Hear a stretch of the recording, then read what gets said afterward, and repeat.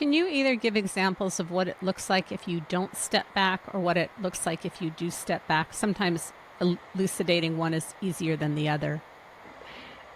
Yeah. Well, if you don't step back, the odds are very high that you will become very emotional and frustrated with the emotionally immature person, because this is part and parcel of how they communicate with other people. They're not great verbal communicators. They certainly don't communicate overtly about their feelings. In other words, they wouldn't say to you, I have to tell you that thing that you did. Well, it really upset me because. They wouldn't do that. They would react emotionally and make you feel like a dirty dog or make you feel like a bad person.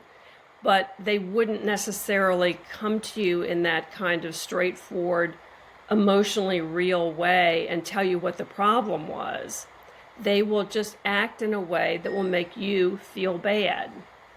And when you Mm-hmm. feel bad, you get emotional. And when we get emotional, we get reactive.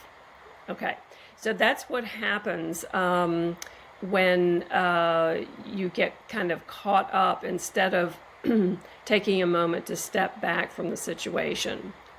When you remember, though, that emotionally immature people communicate with their feelings and by getting you to feel what they're feeling. It's just like with little kids. Like a baby makes everybody around them so upset that they will do anything to help that baby feel better. They Mm-hmm. they communicate by giving their feelings to other people. And that's Mm-hmm. what emotionally immature people do too. But when you understand that and instead you're ready for it and you step back into a more detached and objective position, then what they do can kind of roll off you and you stay in a place where you're in touch with yourself. You don't get pulled off of your own position, or you don't forget about your own feelings or your own needs. You stay present when you allow yourself to, keep that objectivity going. And is part of that too, because I think we have such a strong need, some of us, to be seen and heard and understood. And if I'm trying to get somebody who's emotionally immature to understand my perspective and to validate and to mirror, I'm probably going to end up pretty frustrated and activated. Is that accurate? Yes, and I love the word activated because that's really what happens.